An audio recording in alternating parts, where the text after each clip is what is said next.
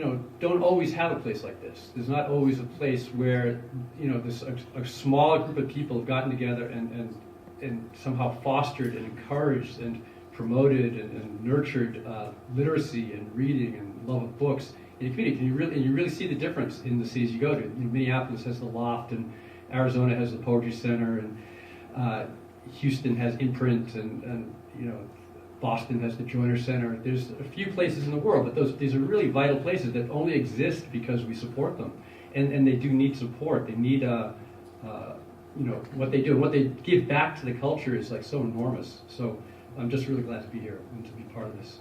And I'm really glad to be here with Tim and with Sister Susan. Do you say Sister Susan? Yeah. Sorry. I grew up in an all-Catholic town, but I wasn't Catholic, so it was always sort of a mystery to me what happened. Are you Catholic? Sorry, I don't even know. I just assumed. No? Okay. But I have but you're one of the good Catholics.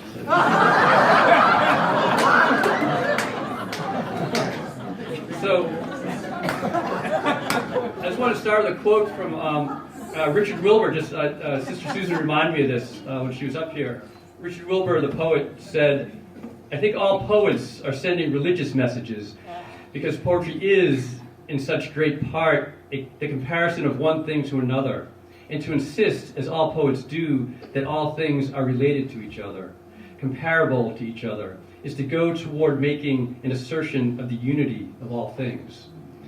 I just thought that was very beautiful, and I wasn't sure if I was going to read that, but you reminded me to when I heard you. And the work that you're doing sounds really beautiful. In this moment, I've been reading for comfort the last few years, and this is well before the current state we're in.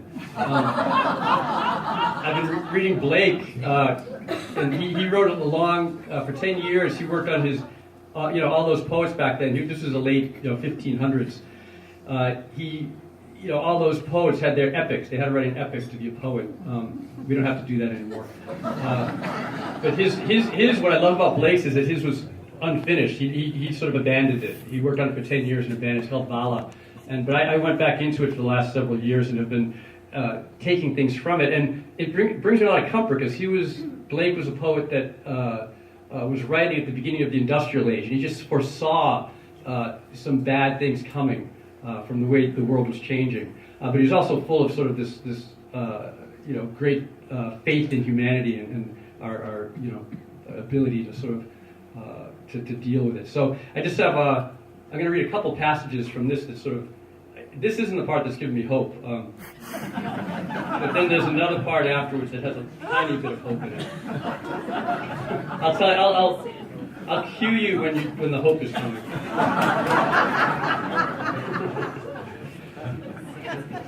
This is he says there's a he. There's sort of a dark force that sort of comes through this epic poem, and you can attach any figure you like to this person saying this. I would not direct you toward what image you should see. He says, "I have planted a false oath in the earth.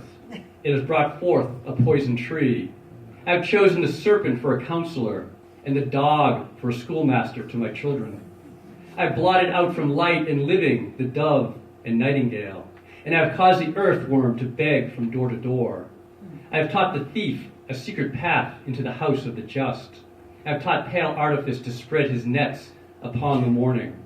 My heavens are brass, my earth is iron, my moon a clod of clay, my sun a pestilence burning at noon, and a vapor of death in night." So that's the not so happy part. Yeah.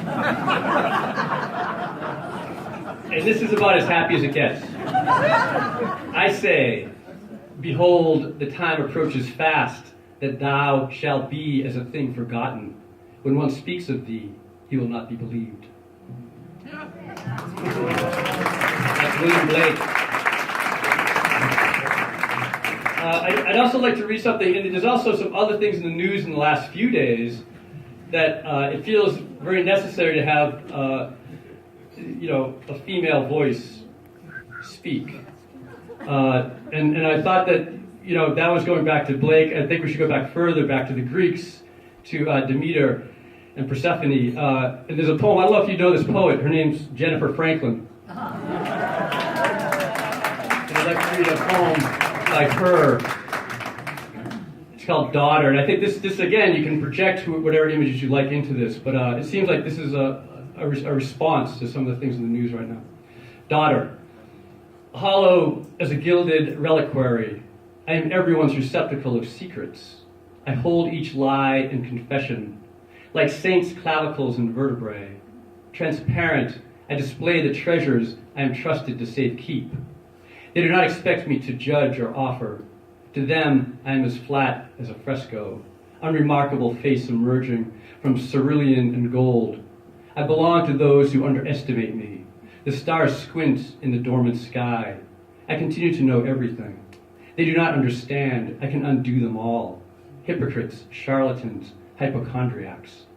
Each secret is the same secret. They want me symmetrical, endorsing their desires. I am the unloved necessity. I am the quiet in a hall when the music ceases. Someday I will surprise them with opacity. I will whisper my transgressions into the wide mouths of poppies. They will be my secrets. I will frighten them with telescope, sleeping bats, all the unsealed letters and artless glances, the mirrors I have gathered.